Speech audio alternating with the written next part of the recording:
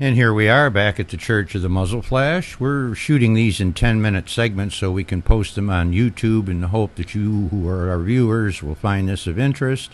You'll take the links from YouTube and go to our main sites, and then you can have a full cross-section of just exactly what we deal with rather than just these little snippets that we're putting up.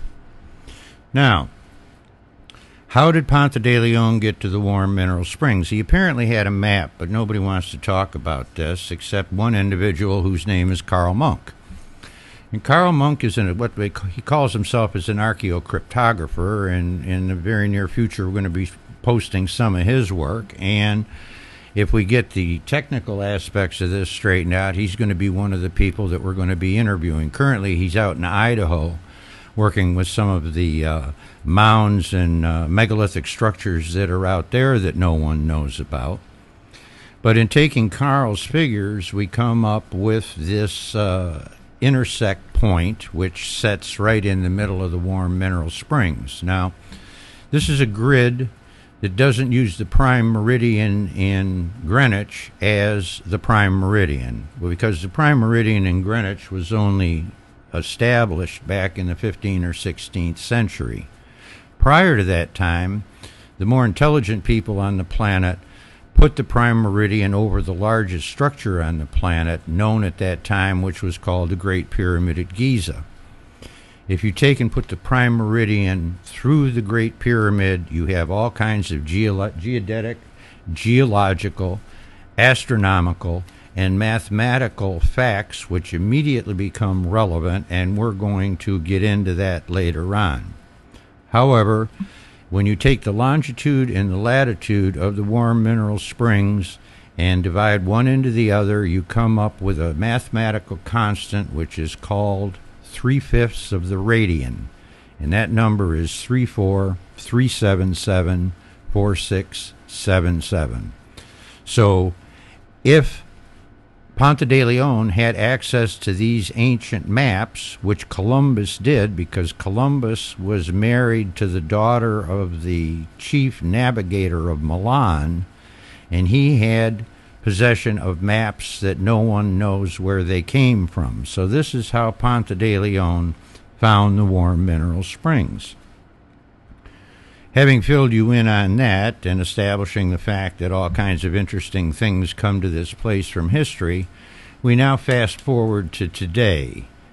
What is of significance here at the warm mineral springs today? Well, interestingly enough, this is where the year 2000 election was Jim Crowed by the Republican Party in order that George Bush could become the President of the United States. That being said, I'm going to leave the rest of it alone, but the Bush family vacations a lot over on Boca Grande, and there's a lot of hubbub about what that's all about, but again, we're going to try and stay away from that. However, there's some other things that are entailed here that have to be mentioned, because not only was the election Jim Crowed here, but this is the home of Kathleen Harris, and she's the one that Jim Crowed the election for the Bushes, and this is the home of Mark Foley. Now, you may remember him as the senator or representative, I believe he was, who was propositioning the pages in the Senate and House of Representatives.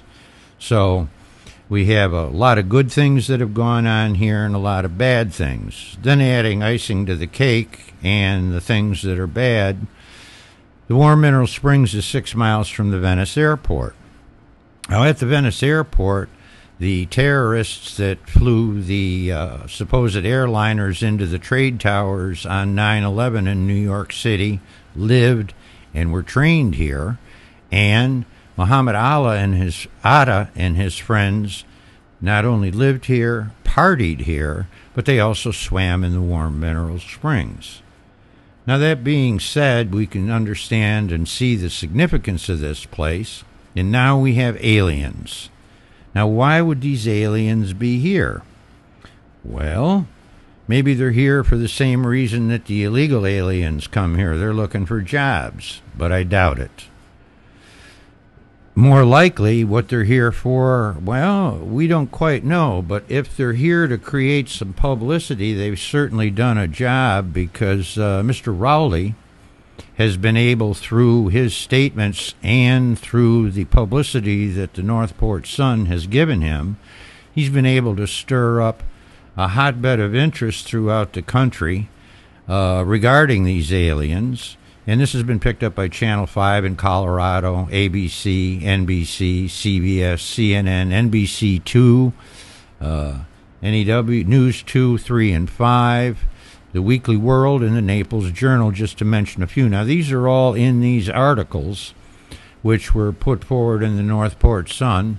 And I think if we can, we're going to try and post these articles at the end or under another subdivision on our site, so that you can read and make a value judgment on your own as to whether this has any validity. Now, Mr.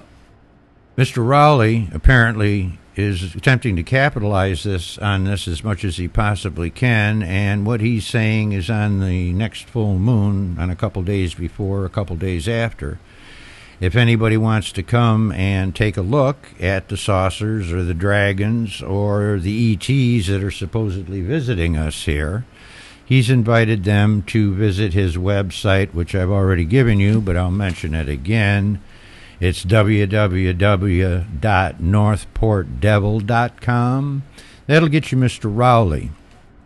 Now, if you want to talk to the people that are printing this at the Northport Sun, you might want to try and get a hold of the owner. His name is Derek, D-E-R-E-K, D-R, at sunline.net.